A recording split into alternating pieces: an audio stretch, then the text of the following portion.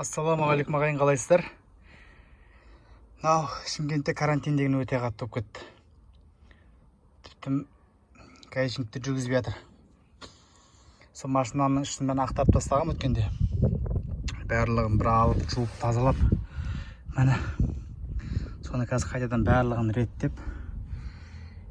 Ескі 190-ыма ішін бәрі бір тазарып, бір жақсы болып қалды.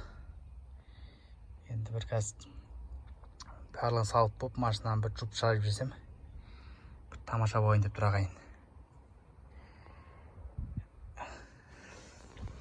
Артқы орындығын барлығын салып, барлығын тамаша қылып қойдым, енді өзіме ұнап жатыр.